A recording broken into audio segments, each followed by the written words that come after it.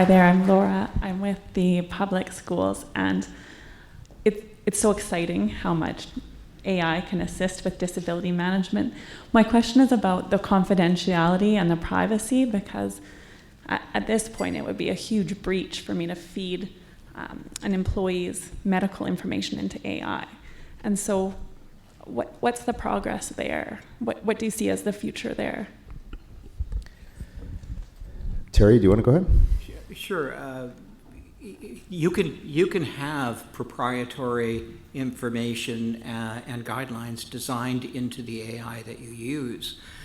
There are licenses that will also guarantee that the data isn't used beyond your area. So the large language models primarily deal with the language of the prompt and with the data set, and then you can augment that data set or customize that data set. And that will deal with the specifics that you want for your organization. But that system does not have to be open beyond that. That's a closed environment. Wobot as a commercial example, where none of that information is shared anywhere else, but it is shared within the confines of the system. All the security protocols are there. You're right, in selecting the AI for your job, you have to look at that concern. Absolutely.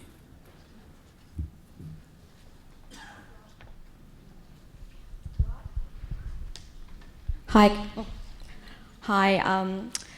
Terry, thank you so much for that excellent presentation. I'm from UBC, and for the person who asked the question about privacy, I'm also a privacy officer and a researcher.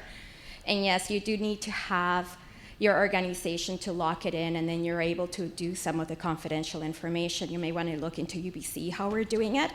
But my question, Terry, or comment, is that we have been using AI quite a bit. And I love that you mentioned about the hallucinations, because ChatGPT does that a lot.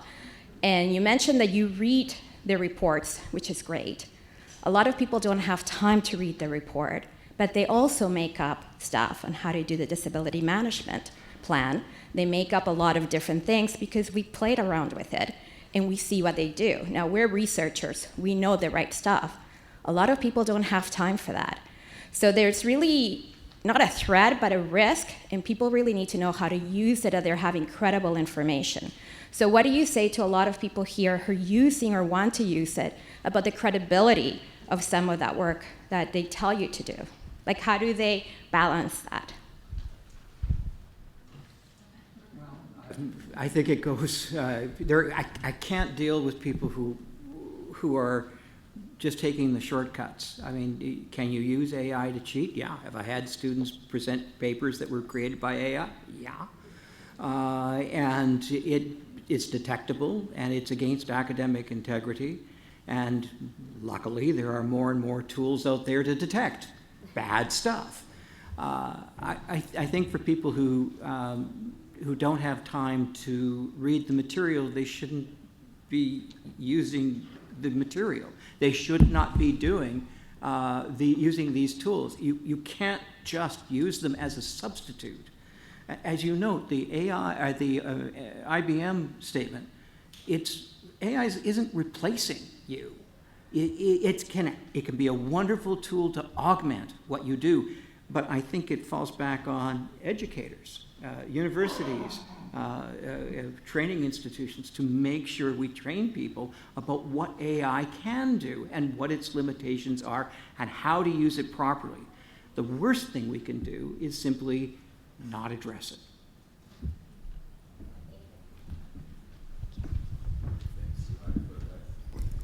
Thanks, Suhai, for that question. Yes, perfect. My name's Carol Blake, and I work in disability management and healthcare. I had a question for the Malaysian speakers.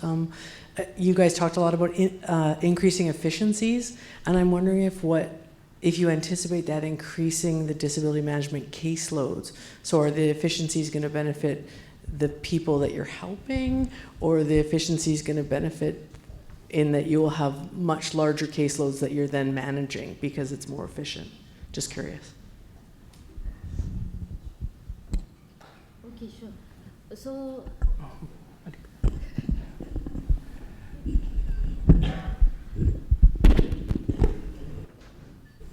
Okay, thank you for the great questions I can see, which is our efficiency not only affects on our AI algorithm, but it's also affecting in our rehab pathway details, which is the profiling report also will be accurate, very, very accurate with the type of diagnosis which the insured persons have right now.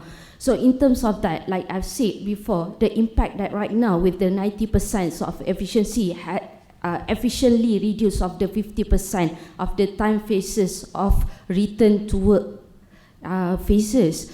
But if we actually increasing of 99.9% efficiency, we are actually forecasting that the time durations for them to return to work is actually can be reduced more. Just want to add some more information. So basically, in terms of now, our operation basically focus on some target market during 20% of all the cases registered in per case. So, but with the traffic light, basically we enhance it. We get a larger target markets to cover with the disability case management. So to answer the question, so it affects both in terms of operation itself and also the efficiency, how to handle the disability case management in Malaysia. Thank you very much. Rebecca Chow, I help municipalities in health and safety. So the question's for Terry, and my question is, thinking of your expertise in the jurisdictional scans, especially in Canada, are you aware of any workers' compensation boards and what they may be doing, looking at this from a case management standpoint, adjudication, and also prevention of illness and injury? The short answer is no. I have asked. Some have said, we're working on it, but we can't tell you. I think that's the most common answer I get. Let me be a little broader than that and say I've talked to some jurisdictions outside of Canada and private insurers as well. I've read a number of reports from different organizations.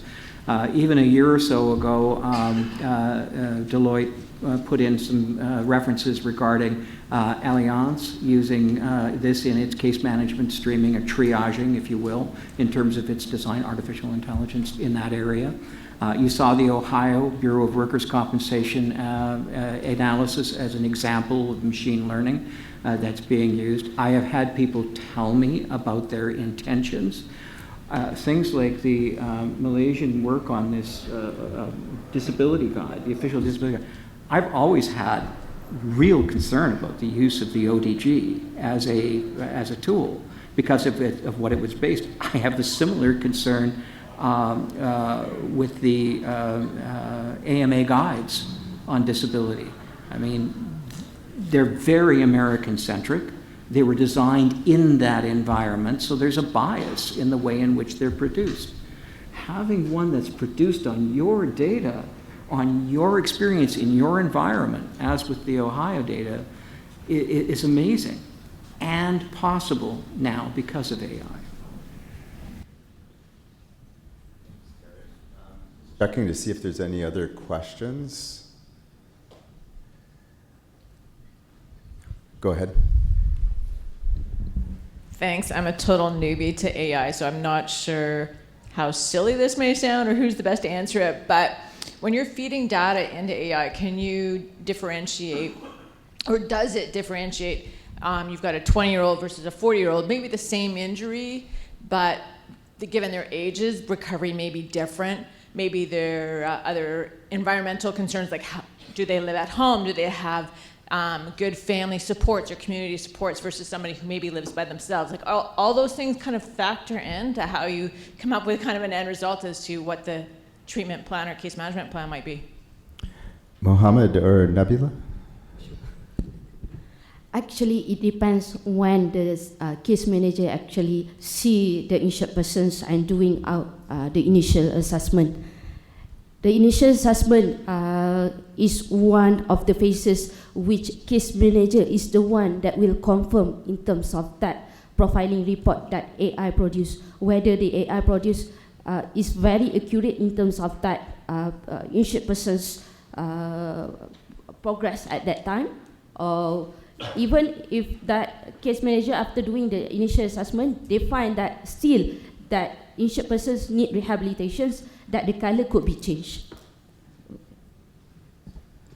Like I mentioned earlier, so basically in our model, so basically the fourth or third AI, we will have the flexibility into our case manager officer to readjust and reconfirmation of the diagnosis to make sure the projections is better in the future. So basically, we're still recollecting the data to make sure our efficiency and accuracy improving. So yeah, we hope maybe next year we can improve our disability case management and the AI model. Maybe we have 6 more AI in terms of producing better future predictions. Yeah.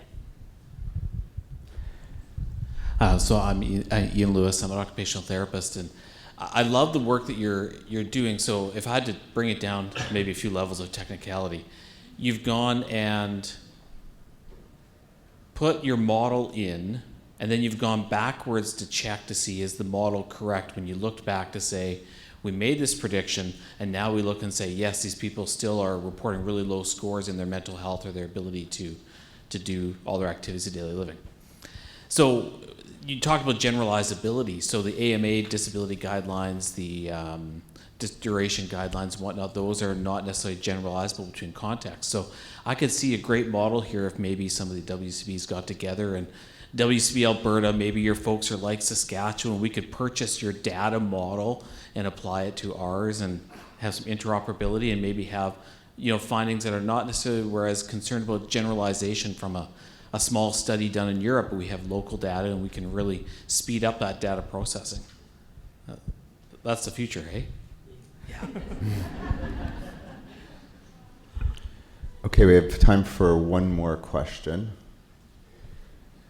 Suhaya, do you have another question? Oh, Well, sorry. Okay, go ahead, Suhaya, then we'll close. I just had a quick comment. Having used jurisdictional data from 8 different provinces, it's not that easy.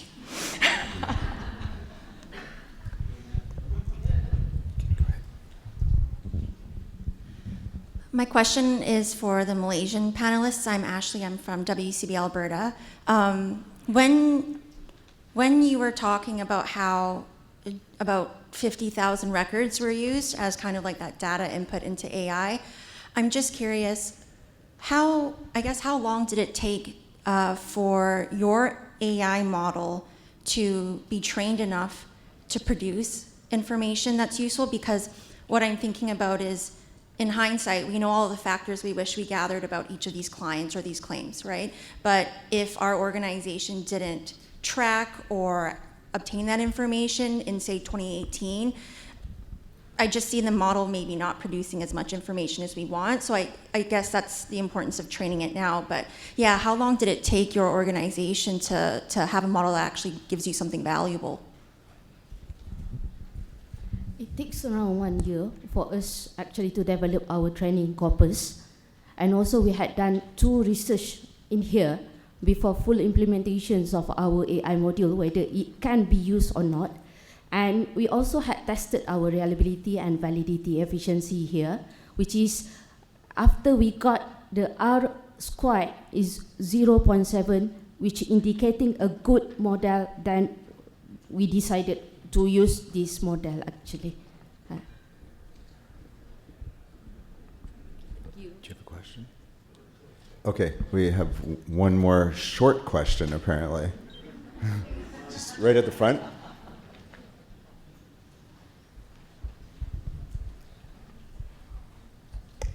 Hi, I'm Joe Cabroy from Germany, former Times work in the work injury system. Just a private question to you, Terry. Could you imagine, would you see a parallelity between social media and AI regarding the liability?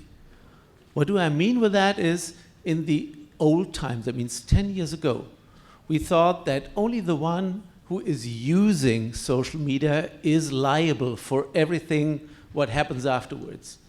Nowadays, if I look to the EU guidelines that we have set up, we still start with that point to say, hey, the one who is using AI would be liable if something is wrong. But with social media, it has turned. You know that we have a lot of political discussion that the platform is responsible. Could you imagine that this parallelity will come up with AI in the near future, so that not the user will be liable, but the company who offers the AI platform, app, whatever, because that would turn the use in a completely different way? Thank you for that short question.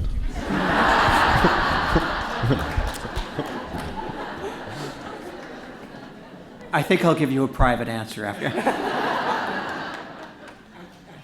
I think there's a couple of important aspects. First of all, we are at the beginning stages of artificial intelligence. It's still relatively new technology in terms of its broad use.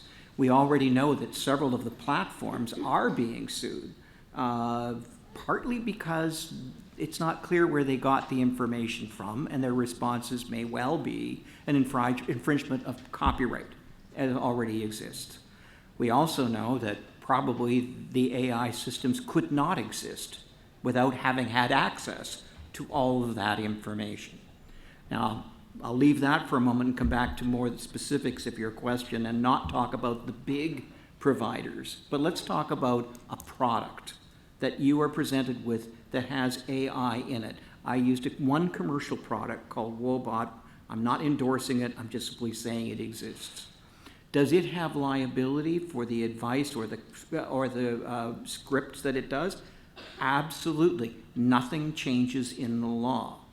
What we are going to see are tests of that law. And I think providers are very cognizant of that risk and are hopefully developing their products in line with that risk. Is it a real risk? Yes. Is it a big risk for the bigger providers? Probably, but they've got a lot of money, and AI will help them with their defense. Well done, Terry. Okay, that's a wrap for this morning. I want to thank Nabila, Mohammed, and Terry for great presentations.